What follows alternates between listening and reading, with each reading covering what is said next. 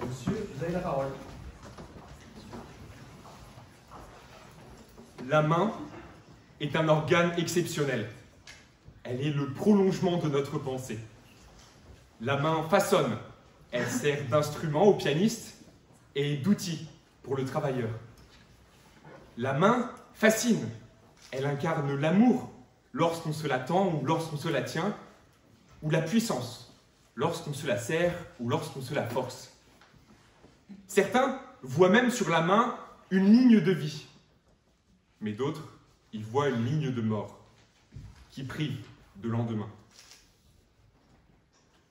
Monsieur le Président, Mesdames de la Cour, aujourd'hui, je pense à Anne et Anty.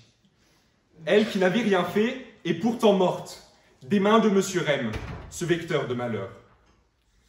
Ses mains nues ont enveloppé son cou, si frêle. Par ses mains nues, il l'a étranglée, lui a privé du souffle de la vie. Par ses mains nues, il l'a dévêtue de son existence, pour habiller ses beaux yeux d'un grand voile noir, un voile tombé à jamais. Sans remords, il lui a soustrait la vie, lui a donné la mort. Monsieur Rem est poursuivi pour homicide volontaire sur Madame Eanty au titre de l'article 221.1 du Code pénal. Mais c'était un jeune couple, donc l'article 221.4 9e du Code pénal doit être appliqué, car cet article punit précisément le meurtre lorsqu'il est commis sur concubin. La sanction est alors élevée à la réclusion criminelle à perpétuité, au lieu de 30 ans de prison. L'élément matériel de l'infraction ne fait aucun doute. Il a bien accompli un acte matériel positif. Il l'a étranglée, elle s'est écroulée, elle en est morte. Il lui a d'abord retiré son humanité avant de lui retirer sa vie. Elle n'était plus femme, ni humaine, elle était pire que son objet, sa chose. Elle était un chiffre. Ce chiffre que l'on efface, divise et remplace. Et comme quand un élève frotte sa gomme sur son cahier, d'un coup, elle disparaît du livre de la vie. Lui qui la voyait comme un chiffre, eh bien elle en est devenue un chiffre. Elle qui s'appelait Anne est aujourd'hui 1452. Son numéro de concession au cimetière. Quant à l'élément moral, exigeant que ce crime ait été fait en ayant conscience de violer la loi pénale et en ayant la volonté de donner la mort, eh bien, comme tous, M. Rem sait que tuer est un crime. Mais surtout, il voulait sa mort du début à la fin. Et là où l'avocat de la défense mentionnera de grands troubles altérant le discernement, en réalité, M. Rem possède juste une forme de synesthésie. Ce phénomène neurologique est totalement compatible avec une incarcération et il est défini comme le rapprochement de deux sens. Alors, lorsque certains associent des couleurs au bruit, M. Rem voit des chiffres avec des personnes. Rien d'extravagant, ni de choquant, il reste sensé, son discernement n'est pas altéré. Et de grands journaux, tels que The Washington Post, en 2017, ont déjà publié des articles sur le phénomène. Mais rien d'anormal, aucun trouble du discernement n'a été détecté. Alors, ce crime, ce n'est pas de la folie, c'est un caprice. Mais qui veut tuer son chien, l'accuse de la rage, et qui veut tuer sa compagne dit qu'elle n'est pas sage. Alors, ni une, ni deux, elle qui n'a jamais rien fait, est accusée d'un méfait. Imaginez, le méfait d'être un chiffre pair. Mais nous sommes en société. Nous devons vivre ensemble. Ne pas insulter, ne pas discriminer, ne pas tuer. Mais lui ne veut pas de ce cadre. Les 4, les 6 et les 8, il les méprise, il les écarte.